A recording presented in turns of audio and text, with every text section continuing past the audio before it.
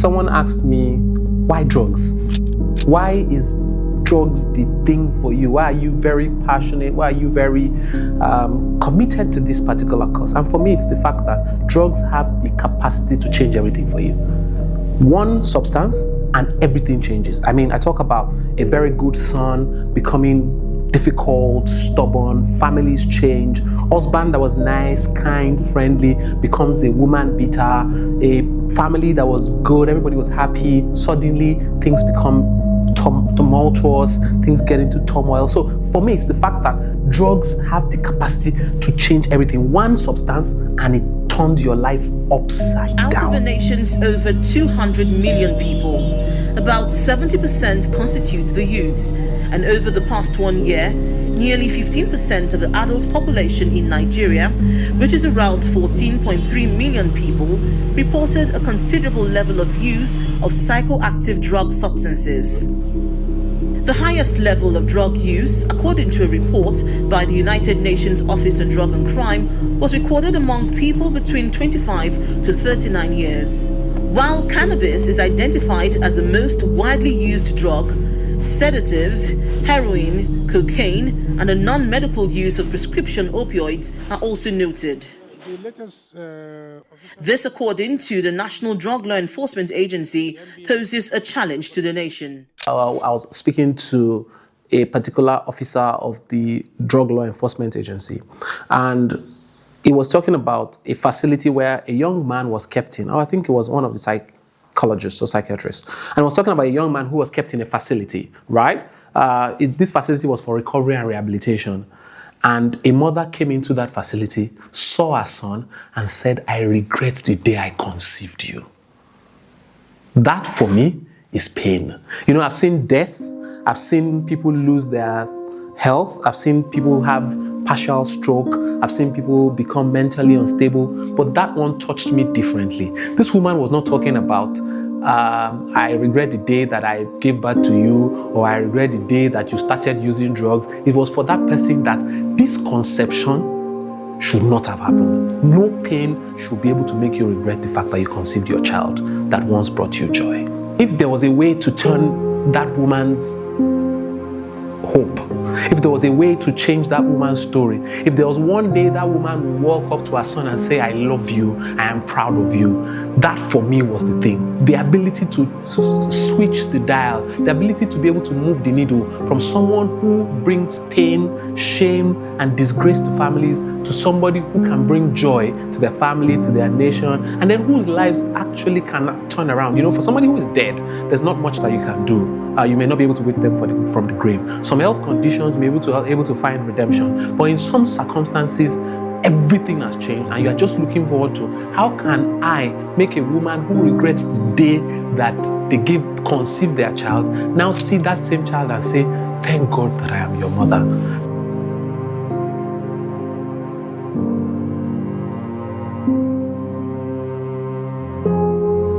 I'll share a story that I experienced, and one of the very, very, very, very painful ones for me. There's two of them. However, this one, it's because of the time frame. On a particular Sunday after church, I met a young man, and I was speaking to his parents to say, "This young man that I'm looking at, I'm worried about him. Something tells me that all is not well." And they said, "Well, we've tried to support him. We've tried to speak to him. This doesn't seem to be hearing us." And I'm like, "Okay, this week, please take him to a professional. By all means, do your best." And they're like, "We'll try, but if we can't, when you see him next Sunday, talk to him." Saturday of that week, around 11 p.m., they called me and told me that he was dead. Pastor's son, fine gentleman, somebody that I desired to look after. I mean, I was really hoping that things would go on well with him and that his story will change. So for parents, it's been a story of confusion, sometimes pain, sometimes sadness.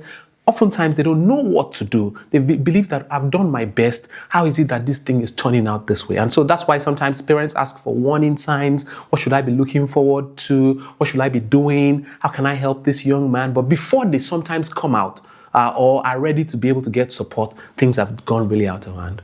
Most people who start using drugs for substances for the first time did not plan to get addicted. So it was just, let's do this one off and I will not do it anymore.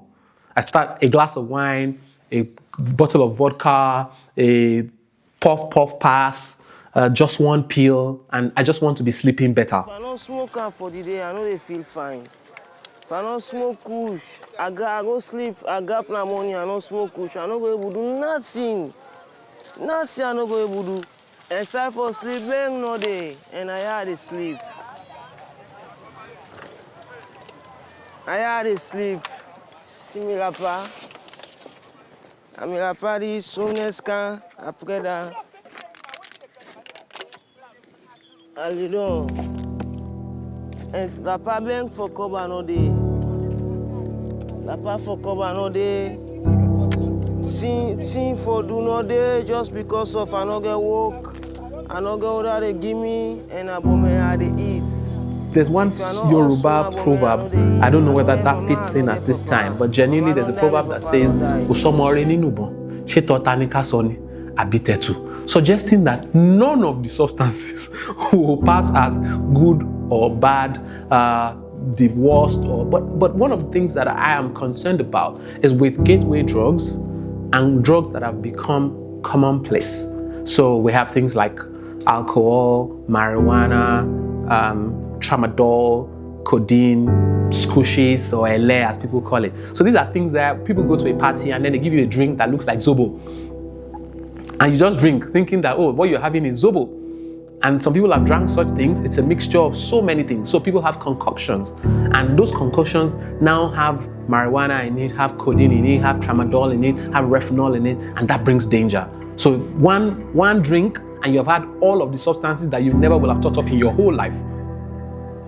And then with gateway drugs, it's about, oh, I will not be using the huge substances. I'm not going to be using the very difficult ones. I'll just start with the basic ones. I'll just smoke. Just me, I don't do drugs, but just weed. Me, I don't do drugs, but just... So oftentimes they're not, it's the things that we don't usually look out for. And before you know it, people are looking for a new high. They're looking for a better high. You know, I was speaking to somebody recently who was talking about ice, how he got used to ice. He started smoking marijuana. For years he was smoking marijuana. One person told him, this marijuana will not get you there. Let's try ice. And that person tried ice and they became homeless. They were not able to continue with education. They were not able to continue with a normal life. They were also not able to fund the drugs. That means that they had to go into other forms of vices to be able to keep up with those substances. I spoke to a young lady who was once a victim of sexual abuse and rape. And for her, it was something that she would never have thought that she would be in that situation. But what happened? She went out with a group of guys. They passed puff, had some drinks that were laced, and when she woke up, all of the boys had something to do with her. In her normal senses, she would not allow them. She was angry, she was sad, she was pained. But something had gone wrong. All of them were claiming that everything that happened was as a result of the fact that they were high. Obviously, they were high, but that was a very, very bad route. And that opened the door to violation of somebody who was smart, intelligent, beautiful, and who should never have been in that situation. So somebody who would normally have been in their right senses, make valid decisions, make valued choices. Now, because of one substance or another, they are not able to. Very sad. Many young persons who are terrorists, bandits, armed robbers, ritual killers, do not do such with clear eyes. So oftentimes than not, when their houses, hideouts are boggled, what you find mostly are substances, because hardly would you find anybody who is in their right senses butcher another human being, cut them in pieces, sell them, or even buy them as commodities.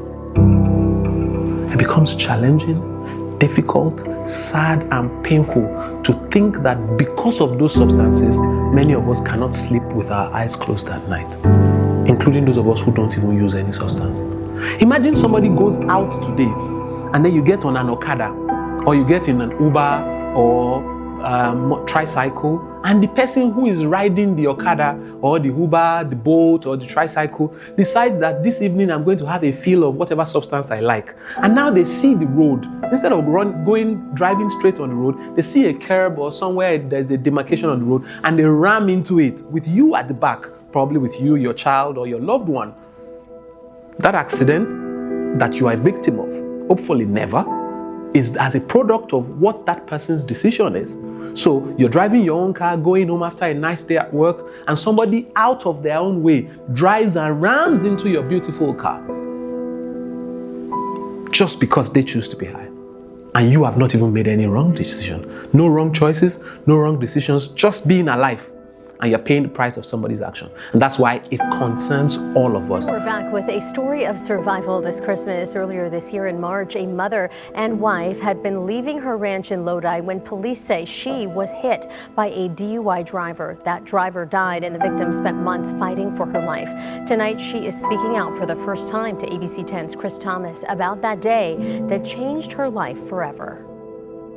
You know, he almost left my husband and kids without a mom or a wife because of the decision he made on March 23rd to get in drunk. The story made headlines. 1 dead, 2 hurt after a crash along Highway 12 in Calaveras County. The victims, Crystal Robles and her husband, were airlifted to the hospital. You know, my husband had fractured ribs, a fractured sternum, concussion, whiplash. He had a lot of injuries, but nothing compared to what I had. I was the worst. The seatbelt pretty much cut me in half because the drunk driver hit us at about 70 miles per hour. Crystal says a portion of her colon and intestines had to be removed. She says doctors credit her years of weightlifting for helping in her survival. You know, you always hear it's good to work out, but you never think. Yeah, literally in this instance, it actually saved my life. The doctors had told me, he said, if it wasn't for as much muscle as you had built up over those years, he said it helped you in your recovery, it helps you in your, it helped save you, basically. She's thankful to be alive, but admits it's still difficult looking back at the pictures from that day. And unfortunately, in our case, it was a young gentleman. There was a young man that my mother really, really cared about. I'm my only son, but you know, she really loved young people and took care of other young people. And this young man that my mother loved and loves so much, and believe that she still loves him and prays for him, has been in and out of rehabilitation for over 6 years. You know, from one institution to another, getting into educational institutions, getting out of educational institution, expelled, suspended, rehabilitation, payments. You know, it's really, really sad. It's sad because you just wish that these things did not happen. I have parents who call me and they weep throughout the call. Everything that they're asking is, what did I not do rightly? What could I have done differently? How can this be better? And that can be tough. It can be tough on you as a family member. It can be tough on you as a friend. It can be tough on you as a parent.